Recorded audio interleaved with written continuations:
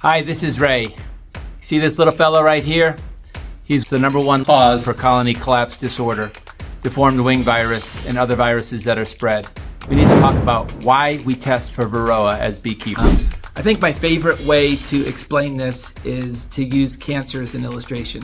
The way the Varroa population inside of our hives works is almost like a snowball.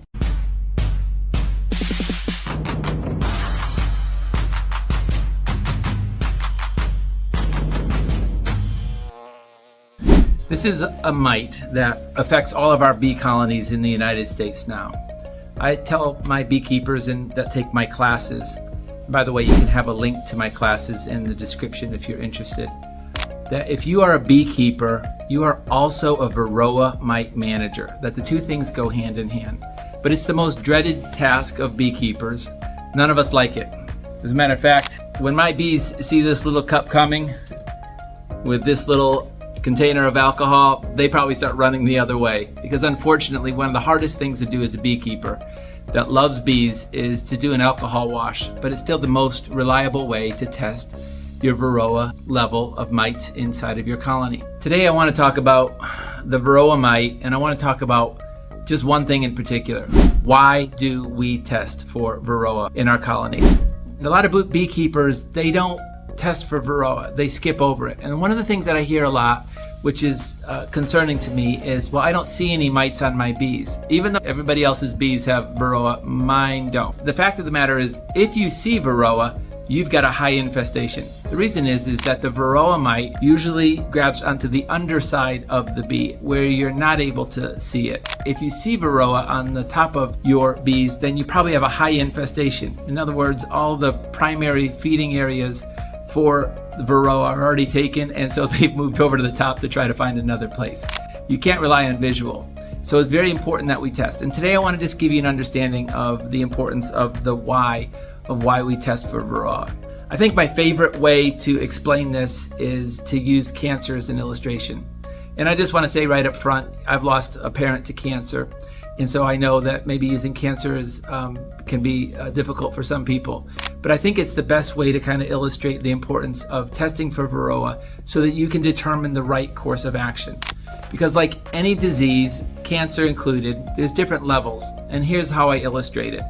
If you went to a dermatologist and you had just a little dot of skin cancer on your finger, they're probably going to take that off immediately, freeze it, cut it off, put a Band-Aid on it. And if that's the extent of it and that cancer cells have not spread any further, that minimal treatment is going to take care of that cancer. You might continue to do checking, but you're going to be okay, probably. But like in the case of my parent who died of bone cancer, when the cancer gets to be that severe and that invasive in your body, whether it's in your bones, whether it's in your blood, whether it's in your lungs, it requires a totally different treatment than if you just had a little bit of cancer on your skin. A much more invasive, a much more harsh, a much more difficult treatment. And that's the way it is for Varroa. The only way we can know how to properly treat our hive for Varroa is if we actually test and know what our Varroa mite load is. So the first thing I want to say is, #1, don't assume that you don't have Varroa, because you probably do or will. And then #2, testing is vitally important because it's going to give you the indication of the proper kind of treatment that you can do. When we treat our hives, we want to use the least invasive method as possible. We don't want to go in our hives and just treat them with harsh chemicals that can affect them or even set them back when it may not be necessary. And so one of the reasons why we test is because we want to be able to apply the proper kind of treatment. And in another video, I'm going to be going over the types of treatments that are available to you and when they're appropriate. And I actually I'm going to show you this later, but I'll pop up a quick picture here, what I call my Varroa treatment pyramid. And you start at the bottom with the least invasive, and then you work your way up to the higher depending on your Varroa count inside of your hive. And the way you can think about Varroa as we work through the year is your Varroa level is going to be the lowest as you come through the winter, and your colony population is the lowest, and there's very little brood. So if your queen stops laying in December or January, or very minimal laying through that period of time, your Varroa has no place to reproduce. So most of us start the year in January with very low Varroa mite loads.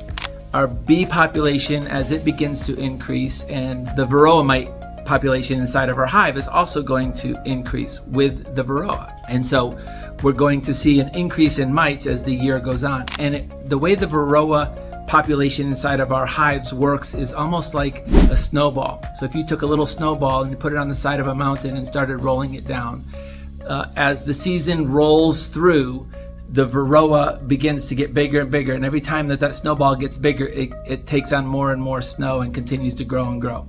In my area of the country, the southeast, are typically highest in August and September, so we're right before the highest level of the year right now. Unfortunately, that's also the time that our hives are making bees of winter physiology and preparing to make bees that are going to live longer. And so if those bees that are supposed to overwinter that colony are infected with viruses or weakened immune systems, then that's why so many of our colonies can collapse over the course of the winter from Varroa. So bees in the spring are designed to live 5 weeks. They work, but as the bees prepare for winter, they make bees of winter physiology, which live about 5 months, have additional fat cells on them, etc., to overwinter better. But that's also the time, again, that the Varroa is at its highest level, and so the greatest chance to infect our colonies is when our bees are preparing for the most difficult season of the year, overwintering. All right, so let's talk about some reasons why we test for Varroa. Number one, early detection. Early detection is important. So if we test our hives, for example, in March and April, at honey flow season here in the southeast, if we test them then, and we have a safe level, which is typically considered under 3%. So that's under 3 mites found when testing for 100 bees. If we're under that 3%, then we know kind of our baseline where we're starting. And even though that may not require any treatment then, we know we have mites inside the hive and that they're going to be snowballing throughout the season. So as we continue to test, we can detect early levels of Varroa increasing and be able to do something to hold them back before that snowball comes down the mountain and literally just gets too big for the colony to manage or for you to manage later on in the year. We're going to test. Another reason is it allows us to make timely treatment decisions. It gives us a chance to use less invasive, maybe organic compounds, as opposed to using synthetic compounds on our hive because we've detected it early enough. Of course, we want to test because we want to reduce our bees' exposure to having to use a miticide if at all possible. So maybe we can keep our mite level low enough through just a screen bottom board or through a powdered sugar treatment or something that's pretty minimal, or a brood break, or using green drone comb. I'm going to go over all of these in another lesson. Today I just kind of wanted to go over some reasons why we test for this little fella. Again, no beekeeper loves to test. None of us like to do it. And I guess I'll just throw this on here. Like if you've got 5 or 10 hives, like you don't have to test every single hive. Maybe you test, if you have 10 hives, maybe you test 4 or 5 of them. If your mite level is pretty consistent across those, then I don't think you need to test all of your hives. You can kind of treat all the way across the same. If your mite level across those 4 or 5 tests varies a lot, then you might want to individualize your treatment per hive. But if it's pretty consistent, you're getting a pretty regular mite level, that you don't have to test every single hive. In my next video, I'm going to go over my favorite ways to treat for Varroa and why I chose the ones that I chose for my area of the country, which is the southeastern United States. This is really important because a lot of the methods that are used in other parts of the country, the northern part of the country, or even up into Canada, are not going to work here in the southeast because they are temperature sensitive.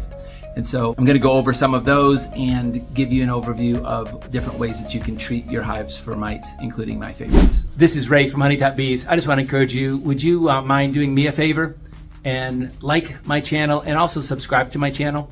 My channel is rather new, although I've been beekeeping for a while, and so I could use every like and subscribe I could get. So I appreciate you helping me out a little bit. And I'm going to continue to make videos to encourage you in your beekeeping journey.